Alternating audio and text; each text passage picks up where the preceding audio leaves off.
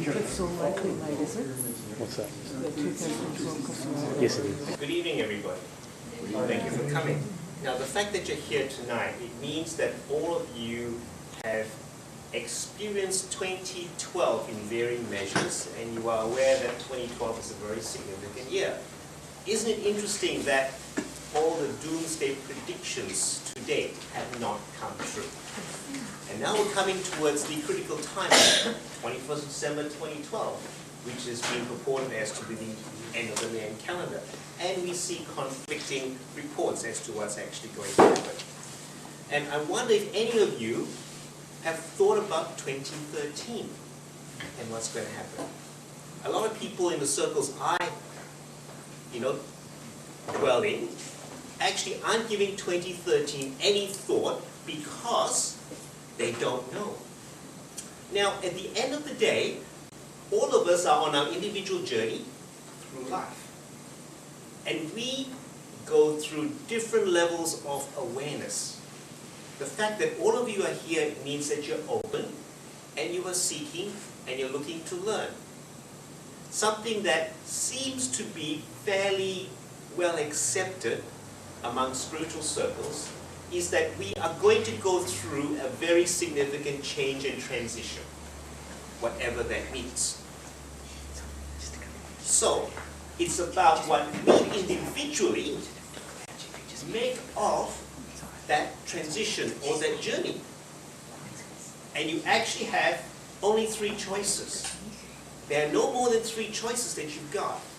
The first one is to say, wow, transition, change. Let's get excited about it and see how I can embrace it and envelop what it means for me, my life, my family, my future. That's the first response.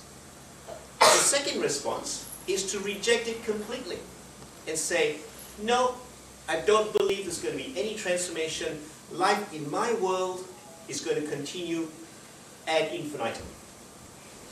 The third choice you have is to do nothing and just ignore it and be ambivalent about it.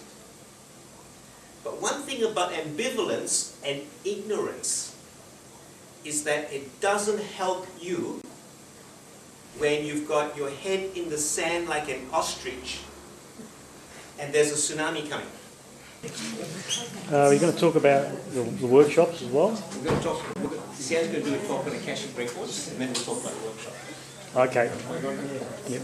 Because then they know what their workshop's about. Okay. So that's what it looks like. You just sit in front of it with your eyes closed. So there's no damage to your eyes or you risk it.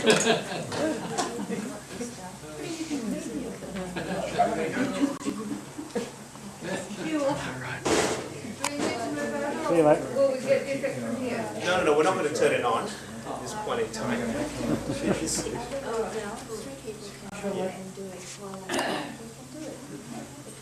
Yeah, but they should listen to your talk first. They can listen to it while they're... Okay. Well, what Sian is suggesting is anyone who want to experience this. I can see some very eager faces. I can hook it up and then you can listen to a talk. But before you do that, I want to give you a little piece about the Akashic records from my own experience. Now, I've been on a spiritual journey for many, many years, etc. And I started my spiritual journey as a born-again Christian at the age of 22. And I've had experiences where I talk to God, where, I have this connection to the higher source, etc. However, I found that when I did Sian's course on the Akashic records in May, light is a source, so call it light alchemy. And some of you have heard the term alchemy. So that's what I explained before. Like alchemy is the mastery of life, its fusion of source is the what, and the why. Why is light alchemy important? Because it brings liberation. And I'm amazed hardly anyone's talking about this because this is free. You don't change and you don't need to go on any course or pay any gurus to do that. Very, very simple. Pineal gland. The pineal gland is extremely important. I'll just go briefly through this, and I'm going to introduce my beautiful partner, Sian, to talk more about that and to tell you some stories. So at this point in time, I'd like to pass over to my beautiful partner, Sian, who is the love of my life. And she will talk more about the pineal gland. She'll tell you some stories about people that have experienced Lucia and a bit of the history, etc. Thank you. Thank you, everyone. Good evening. Okay. Now, I'll tell you, some people want to know how I ended up with Lucia, the beautiful lady of the lamp over there. I work with the Akashic Records and the Akashic Masters, who are my spiritual guides, and about 2 years ago, I usually go into meditative state, my records, and I say, well, what would you like me to learn about today? And that's how I ended up on the internet, on the Light Attendance GmbH website. Learned about the lamp. Now, what is the history of the lamp? This lamp was created by two medical doctors. They're Austrian. They're both specialists. One's a neurologist, the other a psychiatrist. And one's named Dirk, and the other's named Engelbert. Lovely names. Anyway, we met them in Austria.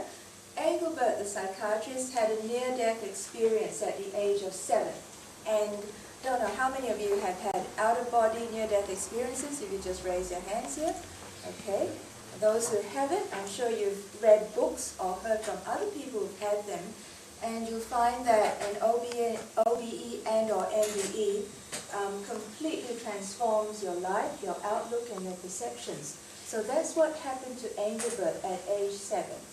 And he spent a good part of his life researching the NDE experience, and he also interviewed hundreds of people and read a lot of books. And he discovered that something that was common to that NDE experience is the perception of bright light. It's always preceded by a bright white light.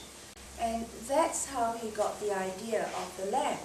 Now, in his research, he went through all the ancient literature and so on, and he found that even among the Greeks and the Native American Indians, they used to hold themselves in underground caves, very dark caves, and with a fire, a very bright fire with flames flickering, or other sources of light, bright white light, they would end up in altered states or mystical states, connecting with other worlds, dimensions, receiving divinations, oracles, and so on. So that was his research, and he also came across a huge body of work to do with mystical experiences, and in particular, Dr. Richard Strassman. He's a psychiatrist in America. He spent 5 years at the University of New Mexico, officially approved to administer a chemical named DMT, dimethyltryptamine, to 60 volunteers over a period of 4 years. And Dr. Strassman discovered that whenever DMT is administered in a specific dose, every single volunteer experienced altered states, shifts in brain waves, brain consciousness, and they went to other worlds, dimensions, connected with light beings, galactic beings. They also experienced bliss, euphoria, oneness with source, oneness with spirit. That was very, very common.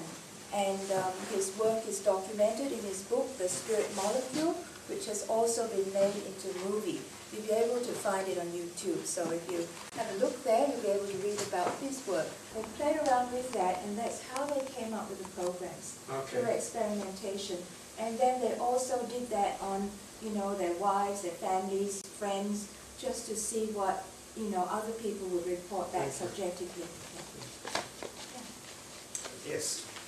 In your research to find out more about the design of this, did you turn up any of the work of Richard Alpin and Tim Leary back in the 60s in England, where they worked with stroboscopic lights with well, epileptic Dirk and people? Engelbert actually referenced Tim Leary's work.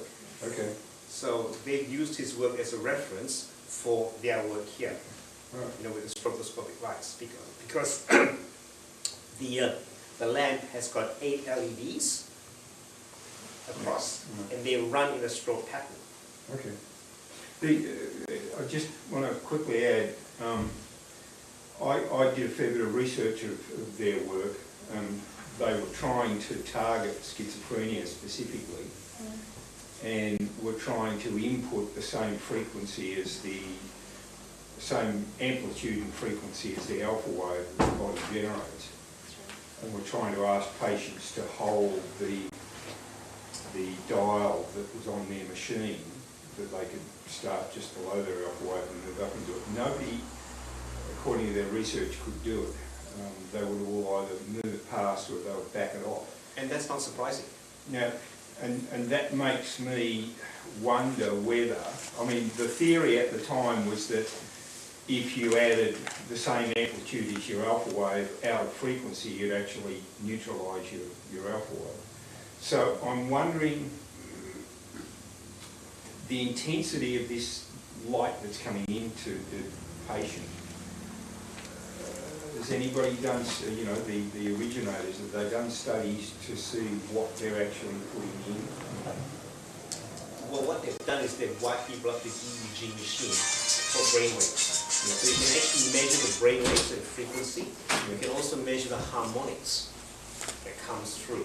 Okay. And the harmonics in brainwaves is what actually is the important factor when you look at the very deep meditative states that, say, the Buddhist Tibetan monks get to. You know, they have these kind of harmonics. Would you consider trying to hook up with an institution that had that facility to monitor people you were using? I mean, If any institute was interested, we would be interested in talking to them.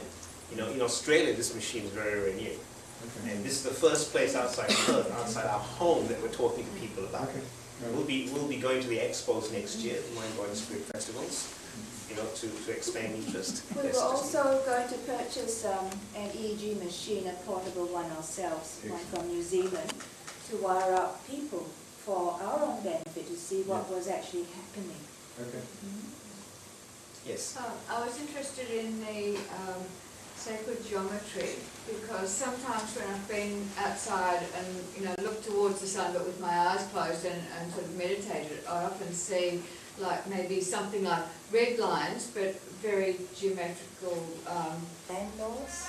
I saw him charging on his brown horse, and with my lance I just speared him right in the chest, and I also saw his eyes blazing with anger, like taking a photographic impression of my face. And so they said, his soul remembers, hence his animosity towards you now. I said, well, what about his girlfriend, Maria? I said, well, she was his daughter in that lifetime. And your battalion went in, you razed the whole village, you burned it to the ground, you took the women and children as slaves. And at that moment I saw like a video of her, with her hands tied behind her back and just bound to me on my horse. I was galloping back to Germany, and they told me you treated her very cruelly and abominably. Her soul remembers. And I went, wow. And then with each and every...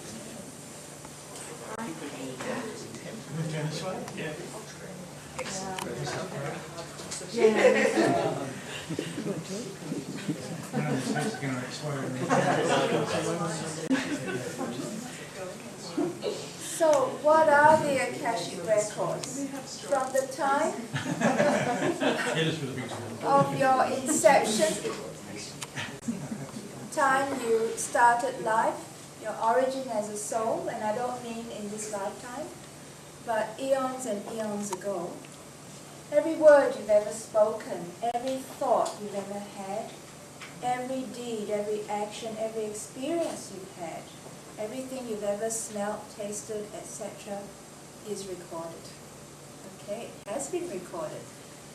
Really? Now, who's been sticky beaking into your lives?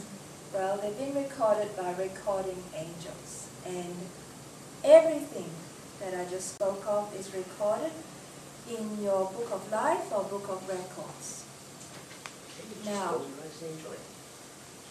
every soul on the planet has their own individual book of records, Every town, every village, even the earth, lakes, mountains, even buildings have individual records. So collectively, the records are housed in a giant library, like the Library of Congress of the Soul. They are housed in a giant library known as the Halls of Learning or the Halls of Records. And where is this library? It's in Akasha. Where is Akasha? It's secret or hidden field of energy. Akasha is everywhere, around us, in us, through us. If I tried to explain Akasha and try to put it in a box, I would be limiting that description, because Akasha is the box, what's in it, around it, through it, under it, everywhere. So if you can imagine electricity, you know that it exists, yes? Does anybody see electricity? No, they don't, but you flick a light switch, the globe or the bulb comes on, and you know there's electricity flowing.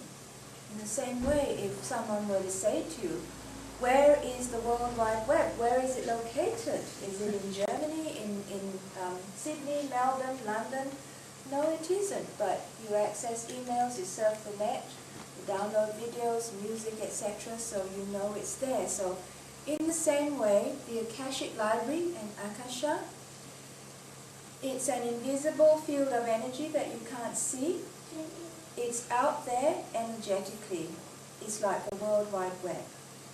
But Akasha is bigger and wider than the World Wide Web.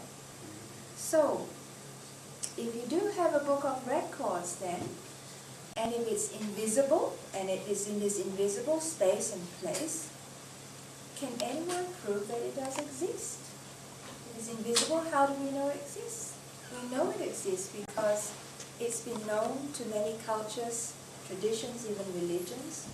It's been spoken of in many of the ancient scriptures like the Torah, the Bible, the Vedas. They all have references to the Akashic records. In Malachi and Revelations, those two books in the Bible, Revelation says, in the final days, the books shall be open. And if you're a Christian, you go, woo, day of judgment. And I go, yay, yippee, bring it on. I want to see what's in the books. Now, for example, in India, it's very, very well known, spoken of in the Vedas, and a lot of Indians know about the Akashic records, but they're called Nadi leaf readings. Akashic record readings are Nadi leaf readings. I see some of you nodding. Well, I've been to India to have an Akashic record reading, and over there you go to a temple. You've got to be discerning and find the right person, just like going to a medium or clairvoyant. Some are in temples and some are just ordinary people, lay people who've learnt it from their father and their forebears before them. This is the kind of stuff you can get out of the Akashic records. Would you call that incension? You could. You could. That's a good way to describe it. So, you know, Akashic records, it's transformational. It's something that you have, you can't lose it. You can go into it any time you choose. I go into it regularly, not every day, but at least, 4 or 5 times a week.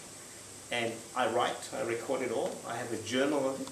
And I've now got to go back and sometimes just extract all the gems that have just turned up, in it, which is amazing. I know there's just so much treasure there now that is enriching, that can be very useful for the future.